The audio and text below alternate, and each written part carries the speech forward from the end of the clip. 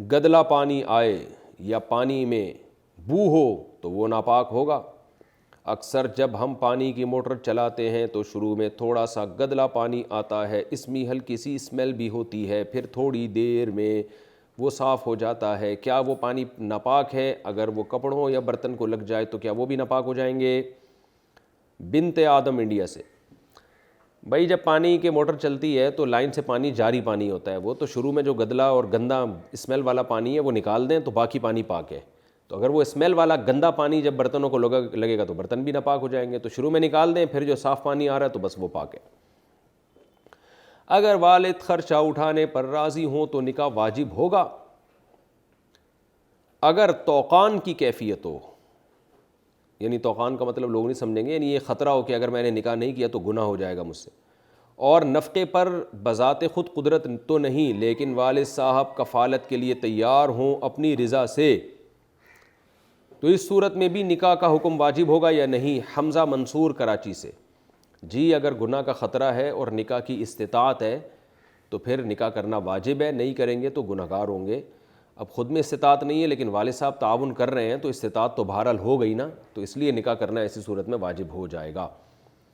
لیکن اگر کسی کو خطرہ ہے والد صاحب 1-2 مہینے تک خرچہ اٹھائیں گے، اس کے بعد پتہ ہے کہ پھر ہاتھ کھینچ لیں گے یا کوئی ایسا مسئلہ ہو، تو پھر خود لازم ہے کہ خود کوئی انتظام کرے نکاح کا، یعنی خود پیسے اکٹھے کرنے کا انتظام کرے۔ منگنی کے بعد لڑکی سے بات چیت کرنا، منگنی کی شرعی حیثیت کیا ہے؟ اگر کسی اجنبی جگہ رشتہ ہو جائے تو کیا اس غرض سے ضرورت کی حد تک بات کی جا سکتی ہے کہ مزاج اور ترجیحات معلوم ہو جائیں؟ احمد صاحب کراچی سے، دیکھیں منگنی تو کوئی حیثیت ہی نہیں ہے، منگنی کا لفظ عربی میں نہیں ہے، حالانکہ عربی اتنی فصیح زبان ہے، تو صحابہ جانتے نہیں تھے یہ منگنی ہوتی کیا ہے۔ عربی میں خطبہ ہوتا ہے، خطبہ کا مطلب نکاح کا پیغام بھیجا، قبول ہو گیا تو نکاح کر لیا، نہیں ہوا تو مسترد۔ باقی یہ کہ اگر منگنی کر لی ہے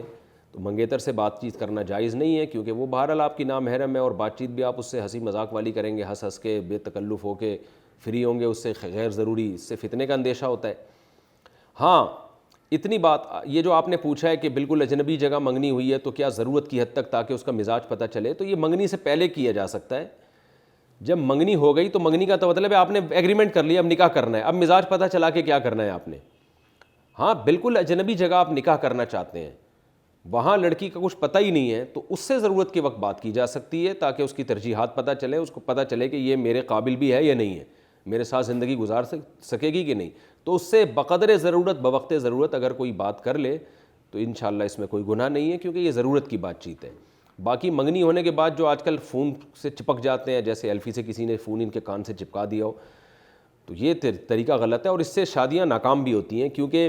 منگیتر یہ دیکھتی ہے نکاح سے پہلے تو ایلفی ڈال کے بیٹھ گیا تھا کان میں اور فون کو چپکا دیا تھا اس نے، اور شادی کے جب 1 ہفتے بعد جوش اترا ہے تو وہ لفٹ ہی نہیں کرا رہا، تو بدگمان بھی ہوتی ہیں عورتیں، اس سے لڑائیاں بھی ہوتی ہیں، طلاقیں بھی ہوتی ہیں، کہ بھائی پہلے جب شادی نہیں ہوئی تھی تو اب موقع تلاش کرتا تھا بات کرنے کے، اب شادی ہو گئی ہے تو اب ان کے پاس ٹائم ہی نہیں ہے بیٹھنے کا، تو اس لیے اتنا بے تکلف ہوں جتنا افورڈ کر سکتے ہیں شادی کے بعد، جتنا شادی کے بعد افورڈ کر سکتے ہیں نا بے تکلف، اتنا ہی پہلے بے تکلف ہونا چاہیے، بلکہ پہلے بے تکلف ہونا تو جائز ہی نہیں ہے۔ بے تکلف سے میری مراد یہ کہ ضرورت کی بات چیت بس اتنی